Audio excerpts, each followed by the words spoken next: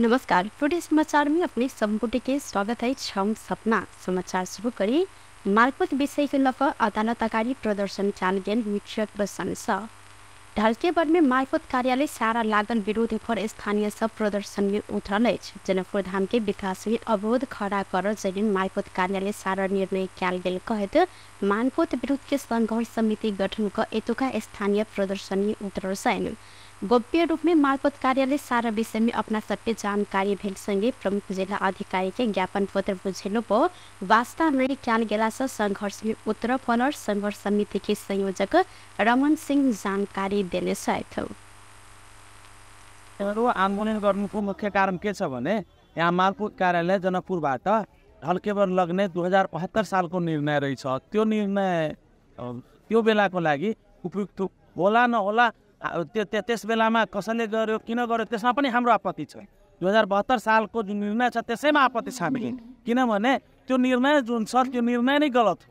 त्यो निर्णय यसकारण गलत हो किनभने त्यो जुन ढल्केबर स्थान निर्धारण गरेको छ त्यो बीच पाएक पर्ने स्थानमा छैन, जुन संविधान नीति नियम विपरीत कुरा हो त्यही निर्णय। र त्यो निर्णयको आधारलाई टेकेर अहिले तत्काल मालपोत कार्यालय जनकपुरबाट ढल्केबर सारिरहेछ। त्यसमा पनि सबैला नगरपालिकाको ढल्केबर लगिरहेछ, जुन कि जनकपुरबाट सबैलाको दूरी 21 किलोमिटर छ र तपाईको त्यो जनकपुर सबैलाबाट त्यहाँ ढल्केबरको दूरी 35 किलोमिटर छ।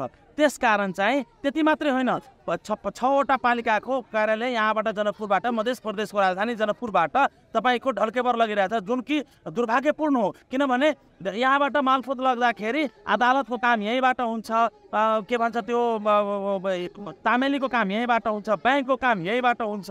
जनतालाई दोहोरो मारमा पर्छ। जनताहरू तपाईको जनकपुर पनि आउनै पर्ने हुन्छ मालपोतको कामको लागि र तामेलीको लागि र ढल्केबर पनि जानै पर्ने हुन्छ। त्यसकारण जुनसुकै पालिकाको त्यहाँ लगे पनि 5-6वटा पालिकाको लग्ने कुरा गरिरहेछ यिनीहरूले हैन। त्यसमा पनि सहमति छैन, सबैला नगरपालिकाको सहमति छैन, महेन्द्रनगरको छिरेश्वरनाथ नगरपालिकाको सहमति छैन, धनुषाधाम नगरपालिकाको सहमति छैन हैन। यो सहमति बगैर सहमति विपरीत काम गर्न लागेकोले जिल्ला प्रशासन कार्यालय सिडिओ साहबलाई हामीले ज्ञापन पत्र बुझायो, तर सिडिओ साहबले हाम्रो ज्ञापन पत्रको वास्ता नगरिकन हामीलाई बाध्य भएर आन्दोलनमा उत्रन बाध्य गराएको छ। यतिका दिनसम्म 8 वर्षसम्म किन चुप बस्नु हो हामीलाई थाहा थिएन। 8 वर्ष 72 सालको निर्णय जुन कुरा छ त्यो अहिलेसम्म यिनीहरूले मालपोत कार्यालय यहाँबाट सार्ने कुरा गरेको थिएन।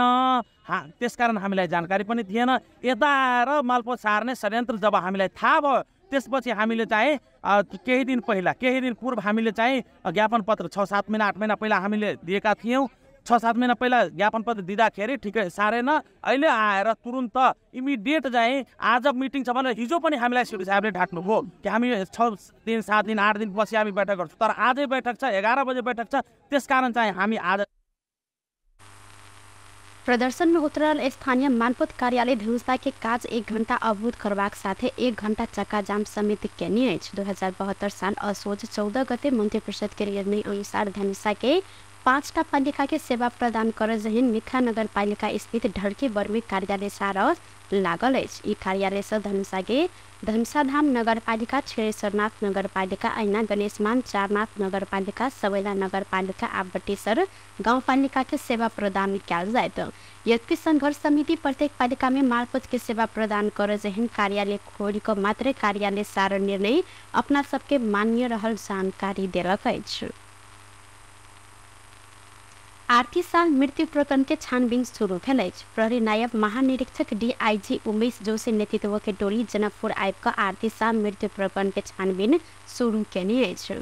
नेपाल प्रहरी के केंद्रीय प्रवक्ता भीम ढकाल के अनुसार छानबीन कर राष्ट्रीय प्रहरी प्रशिक्षण प्रतिष्ठान में कार्यरत जोशी के नेतृत्व में 5 सदस्यीय टोली जनकपुर आयल अछि।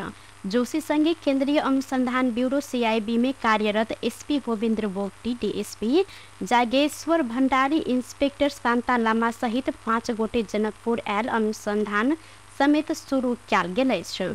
गत फागुन 29 गते रात में लंबा समय धरि आंदोलनरत रहल मृतक आरती शाह के परिवार आ गृह मंत्रालय बीच 5 बुंदे सहमति भेल। मृत्यु बारे थप अनुसंधान केने ऐसा प्राप्त प्रमाण अदालत में पेश कर जहिन केंद्रीय अनुसंधान ब्यूरो CIB के टोली खटाब अनुसंधान टोली परिवार संग समन्वय क अनुसंधान कर आ कार्य प्रारंभ केने 45 दिन भीतर 4टा विषय में जांच कर्तव्य जान संबंधी मुद्दा के अनुसंधान में भेल कमी कमजोरी सबके समन्वय अनुसंधान करत ना परिवार ऊपर प्रहरी सब भेल पीटपाट आ दुर्व्यवहार संबंधी समेत जांच कर सहमति कयल गेल छल।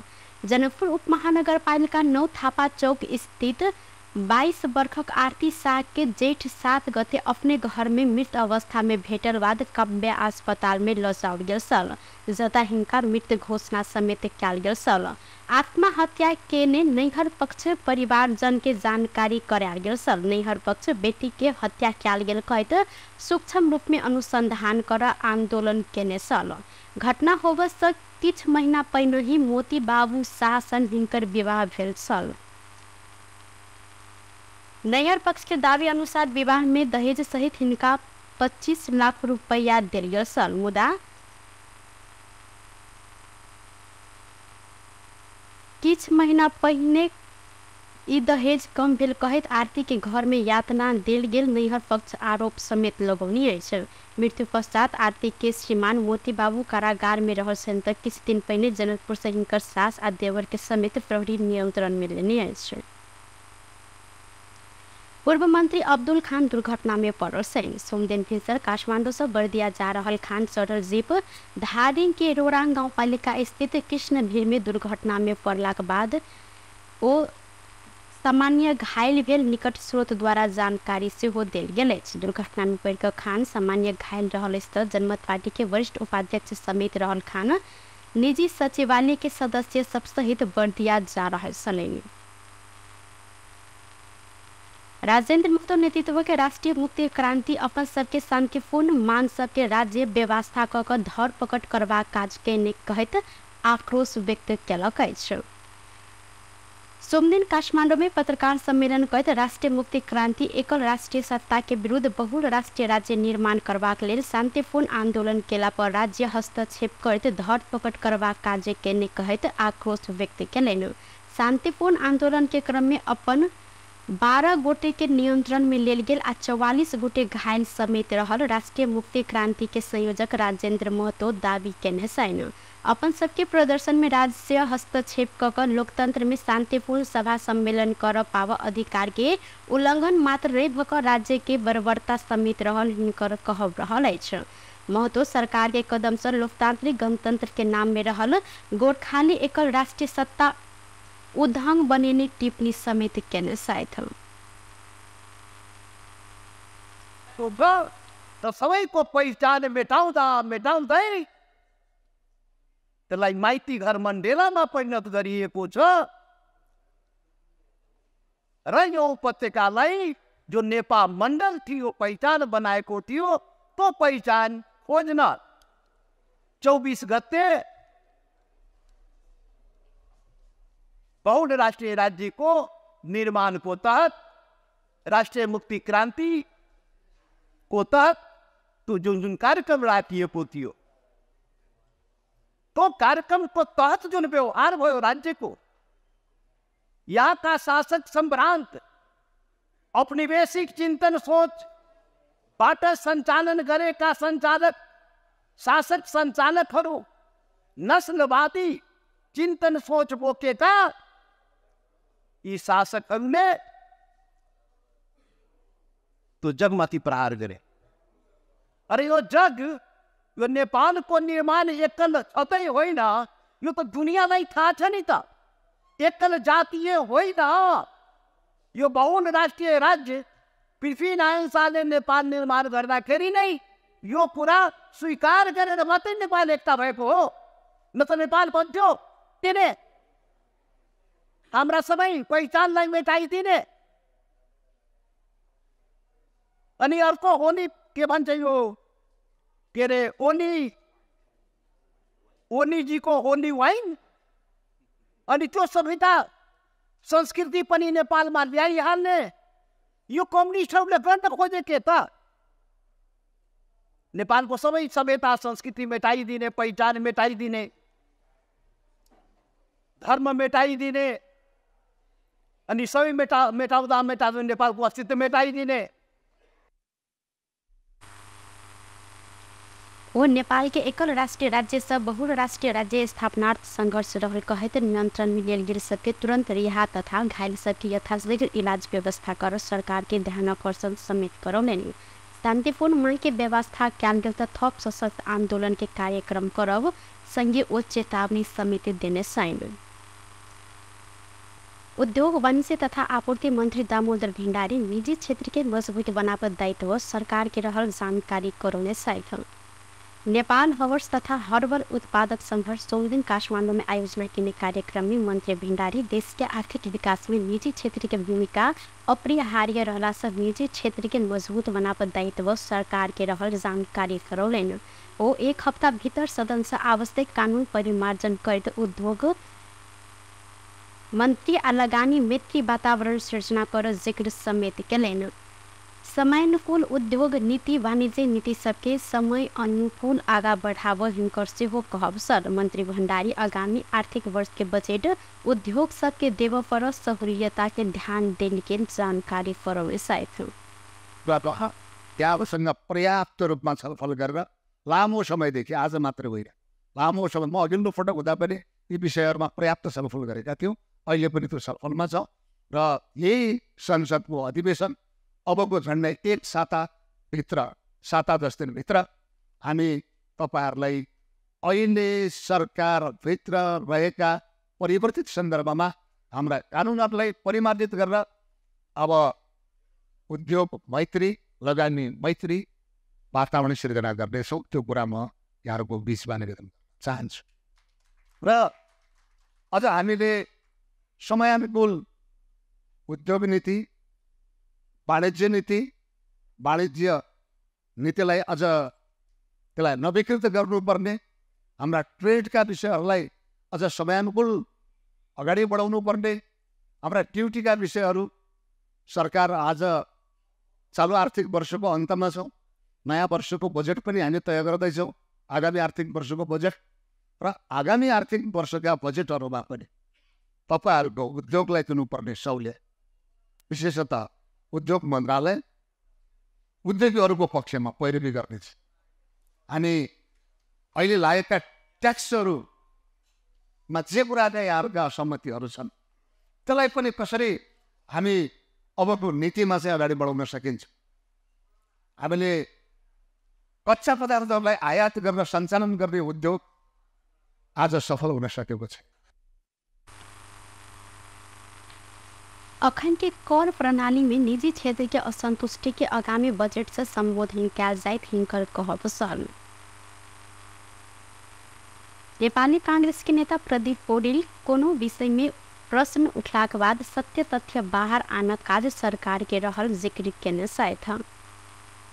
नया वर्ष के अवसर में सोमदिन काठमाडौँ में चियापान कार्यक्रम में आयोजना कैल गेल समय नेता पौडेल सरकार में रहकर दोसर के प्रश्न उठाव काज मात्र ने कहत सुशासन के अवलंब कर सरकार कोनो विषय में उठल प्रश्न बाद सत्य तथ्य बाहर आना के काज कर परत जिक्र से केलन। राज्य के संयंत्र विश्वसनीय नहीं रहल कहत ओ कांग्रेस उठेने विषय में सांसदीय छानबीन समिति गठन कर परत धारणा से रखलन। सहकारी प्रकरण में राजीनामा के विषय व्यक्ति के नैतिकता के बात रहल आ अखन के अवस्था में छानबीन के लिए सांसदीय समिति बनाव परत हिंकर कहब सब। बाहिर ल्याउने त्यो सरकारको काम हो। सरकारले सुशासन दिन चाहन्छ भने सुशासनका सबै मान्यताहरूलाई अंगीकार गरेको हुनुपर्छ। प्रश्न आफूलाई उठ्यो त्यो कुराको वास्ता नगर्ने, अरूलाई प्रश्न उठाउने कुरा मात्रै सरकारमा बसेर स्वाभाविक हुन सक्दैन। त्यसकारण सुशासन हाम्रो सबभन्दा पहिलो चाहना हो, पहिलो आवश्यकता हो। सुशासन भएन भने अरू जेसुकै भएर पनि केही अर्थ रहँदैन। सुशासन प्राप्त गर्नका निम्ति भ्रष्टाचार अन्त्य गरिनुपर्छ। भ्रष्टाचार अन्त्य गर्नका निम्ति आजसम्मका जति पनि घटनाहरू छन्, जति पनि काण्डहरू छन्, त्यो सबैको छानबिन हुनुपर्छ। त्यसको सत्य तथ्य बाहिर ल्याइनुपर्छ। निष्पक्ष ढङ्गले छानबिन हुने स्थिति हामीले निर्माण गर्न सक्नुपर्छ।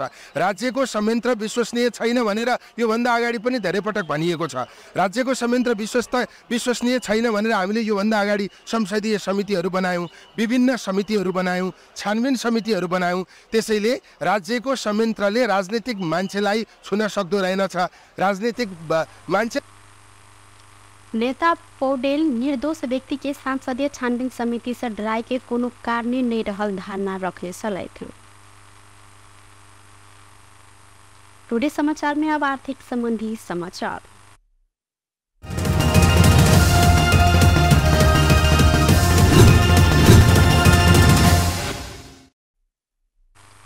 सोन के दाम आई फेर बढ़ल अछि। काल्हिखन तोला के 2900 रुपया से बढ़ल सोन के दाम आई फेर 600 रुपया से बढ़ल अछि। काल्हि सोन तोला के 1,35,600 रुपया में कारोबार भेल सब त आई तोला के 1,36,200 रुपया में कारोबार भ रहल अछि। ई अखन धरि के सबसे बेसी महग रहल अछि। अहिना चांदी के दाम सेहो बढ़ल अछि। काल्हिखन तोला के 1,670 में कारोबार भेल चांदी आई तोला के 15 रुपया से बढ़ क 1,685 रुपया में कारोबार भ रहा है। पिछला दिन समय अधिक दिन जहिल सोन के दाम बढ़त गए तो बीतन पुष में तोला के 1,22,000 रुपया धरि पहुंचल सोन के दाम फागुन के शुरुआत में घट कर 1,16,500 रुपया जते कारोबार भेल सल। फेरू विस्तारित सोन के दाम बढ़ लागल नेपाल सोन चानी व्यवसायी महासंघ जानकारी देलक अछि। महासंघ के अनुसार अंतर्राष्ट्रीय बाजार में सोन के दाम बढ़ल बाद एहि के असर नेपाली बाजार में समेत पड़ल अछि। रूस आ यूक्रेन बीच के युद्ध, अमेरिकी डॉलर के मूल्य मजबूत, अमेरिका के ऋण के आकार बढ़बाक लगायत कारण सोन के दाम अखन बढ़ि रहल हिनकर कहब सल। सोन चानी व्यवसायी सबके अनुसार सोन बढ़ रूस यूक्रेन युद्ध के कारण विश्व के व्यवसायी सब संगे आरो क्षेत्र में लगानी छोड़कर सोन खरीद में बेसी आकर्षित रहल जानकारी करौनी अछि। टुडे समाचार में अब अंतर्राष्ट्रीय संबंधी समाचार।